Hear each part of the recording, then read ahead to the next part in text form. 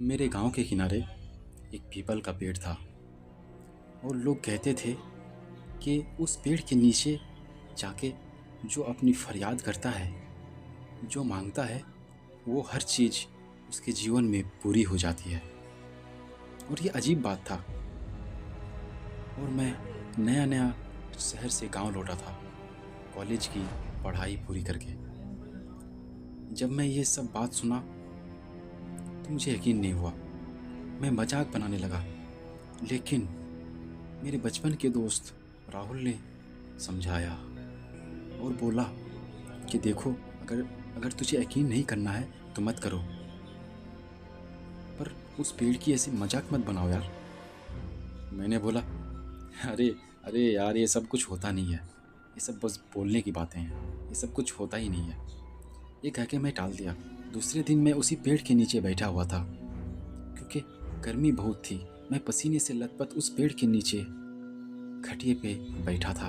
मैं गर्मी से परेशान होके मन ही मन बोल रहा था कि काश यहाँ एसी जैसी ठंडी हवा का आनंद ले पाता तो बात बन जाती। मुझे याद भी नहीं था कि मैं उसी पेड़ के नीचे बैठा हूँ जिस पेड़ की कल बातें हो रही थी। फिर धीरे धीरे फिर धीरे धीरे ठंड महसूस होने लगा, जैसे कोई सच में ये एसी वन कर दिया हो।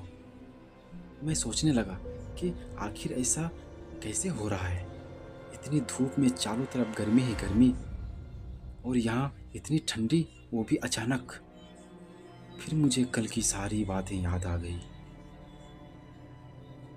मैं मन ही मन सोचने लगा, अरे मैं तो उसी पेड़ के नीचे बैठा हूँ जिसकी बात मेरे दोस्त लोग कर रहे थे कल। क्या सच में इस पेड़ ने मेरी बातें सुन ली? ये सब बातें मैं मन ही मन सोच रहा था, और सोचते सोचते सूरज ढल गई और शाम हो गया, और मैं उसी टाइम घर वापस आ गया। रात में मैं अपने कमरे में लेटा हुआ था। मैंने सोचा, अगर ये पीपल का पेड़ सारी मुरादें पूरी करती है तो क्यों ना कुछ मांगा जाए। फिर अगले ही दिन मैं अकेले उस पीपल के पेड़ के नीचे खड़ा होके बोला, ये पीपल का पेड़, मुझे इतना पैसा दो, इतना पैसा दो कि मुझे कभी कमाने की ज़रूरत ही ना पड़े।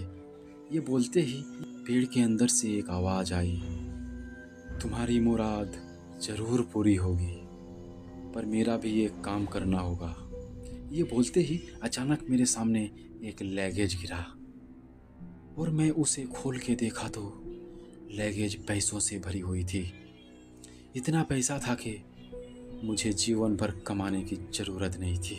फिर पेड़ बोला, अब मेरा एक शर्त मानो। मैं बोला, बोलो, तुमको क्या चाहिए? जो मेरे से होगा मैं तुम्हारे लिए ज़रूर करूँगा। पेड़ बोला, ठीक है, सुनो। इस गांव के बाहर जंगल के बीच तालाब किनारे एक बुढ़िया रहती है। तुम वहाँ जाओ, आगे जो करना होगा वो बुढ़िया बताएगी।